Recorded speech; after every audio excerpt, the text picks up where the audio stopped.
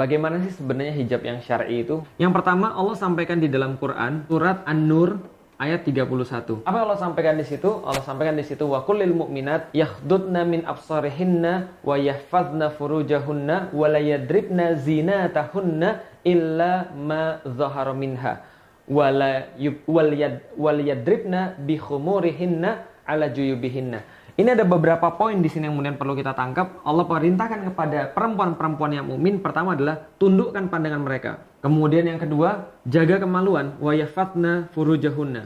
Yang ketiga, wala yubdina zinatahunna illa ma dhahara minha. Tidak boleh. Jadi kalau ini yang disuruh, jaga kemaluan, tundukkan pandangan. Yang tidak boleh adalah memperlihatkan aurat atau memperlihatkan perhiasan ya, kecuali yang biasa terlihat. Nah, lalu kemudian yang keempat adalah wal yadribna bi khumurihinna ala juyubihinna. Maka mereka menutup juyub mereka dengan khimar. Nah, bi khumurihinna. Berarti dari sini kita mengenal satu konsep namanya khimar. Apa itu khimar? Khimar adalah sebuah kain yang menutup bagian atas muslimah sebagaimana yang disampaikan oleh Allah Subhanahu wa taala di dalam surat 2431. Yang kedua, itu kita mengenal ada yang namanya jilbab. Nah, dari mana jilbab ini? Dari Quran surat Al-Ahzab ayat 59. Allah berfirman di dalam Al-Quran, A'udzubillahi minasyaitonirrajim, Bismillahirrahmanirrahim. Ya ayuhan nabiyyu, qul li azwajika wa banatika wa nisa'il mu'minin.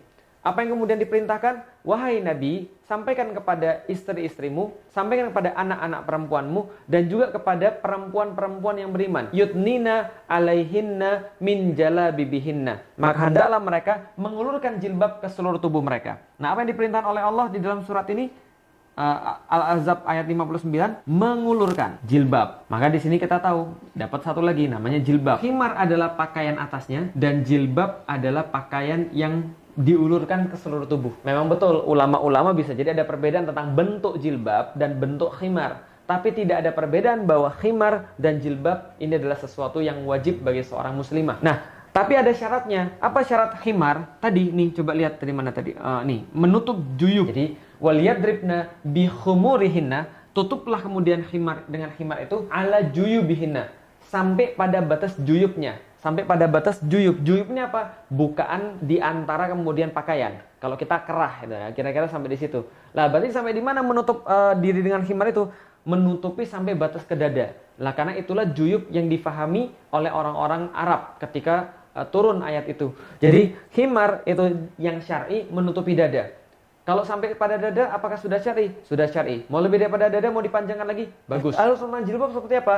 Jilbab ini yang penting ya tidak transparan gitu kan ya. Karena nanti akan berkaitan dengan ayat yang lain lagi. Tidak transparan, dia juga tidak ketat. Nah, ini adalah tentang masalah jilbab dan khimar sampai dada. Dengan dua ini, insya Allah pakaian seorang muslimah sudah termasuk hijab yang syar'i. Tapi jangan lupa, ada juga pakaian rumah seorang wanita. Karena kenapa? Dua ini adalah pakaian wanita ketika mereka keluar daripada rumahnya. Ketika mereka lepas daripada rumahnya. Maka mereka menggunakan khimar dan jilbab. Tapi kan bukan berarti ketika muslimah itu di rumah lantas dia nggak pakai baju. Gitu ya. Ada baju rumah namanya. Nah, orang-orang Arab mengenakan baju rumah zaman dulu namanya adalah asyab. Atau apalah namanya. Bisa jadi bahasa Indonesia disebut dengan mihnah misalnya. Atau pakaian rumah. Pakaian rumah inilah kemudian yang ketika seorang muslimah keluar daripada rumahnya ditumpuk dengan jilbab, lalu kemudian ditutupi lagi dengan kerudung atau khimar. Nah, itulah yang disebut hijab yang syar'i. Tapi ingat, keberadaan asyab ini penting juga. Karena ada ibu-ibu atau ada muslimah yang saya lihat kadang-kadang keluar nggak memahami itu.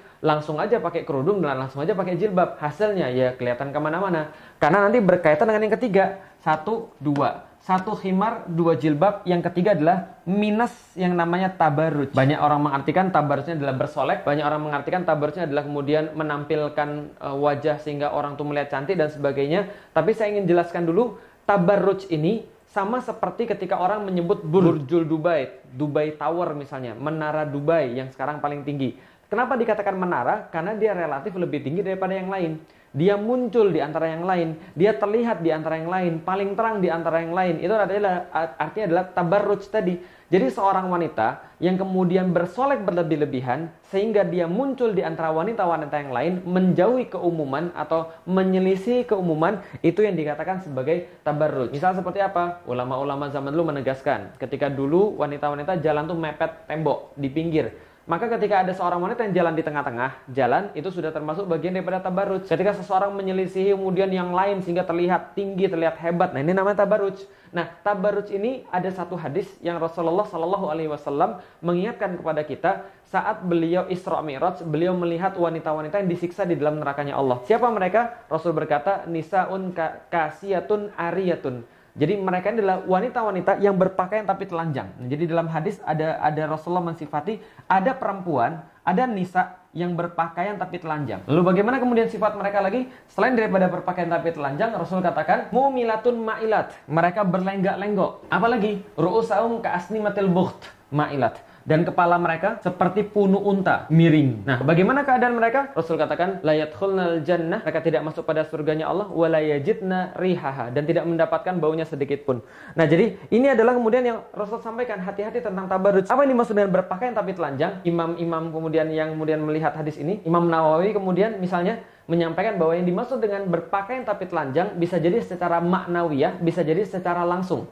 Secara maknawi apa? Ada seorang wanita yang dia itu dianugerahkan oleh Allah banyak sekali kenikmatan, tapi dia tidak mau bersyukur. Itu yang arti yang pertama. Arti yang kedua masih secara maknawi, seorang wanita yang dia berpakaian namun tidak taat pada Allah. Dia berhijab namun tetap bermaksiat pada Allah. Dia berhijab tapi menyibukkan dirinya dalam maksiat pada Allah. Yang ketiga adalah yang langsung secara zohir, secara langsung. Dia berpakaian tapi ternyata auratnya masih terlihat. Dia berpakaian tapi ternyata ketat. Dia berpakaian tapi ternyata transparan, gitu kan ya. Saking ketatnya orang bisa mengetahui bentuk tubuhnya. Saking transparannya ketika misalnya ada cahaya matahari, orang bisa mengetahui bentuk yang di dalamnya. Ini adalah bagian daripada yang disebut dengan kasiyatun ariyah, berpakaian tapi telanjang.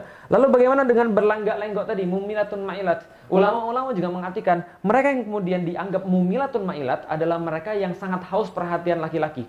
Yang ketika sebuah perbuatannya itu ditujukan untuk mencari perhatian laki-laki. Upload foto yang paling bagus gitu kan ya. Lalu kemudian untuk dikomentari, dan senang sekali dikomentari oleh laki-laki. Subhanallah ukhti, ciptaan Allah yang sempurna, Masya Allah ukhti, Alhamdulillah dan sebagainya. Nah, jadi kira-kira begitu. Ini mumilatun ma'ilat.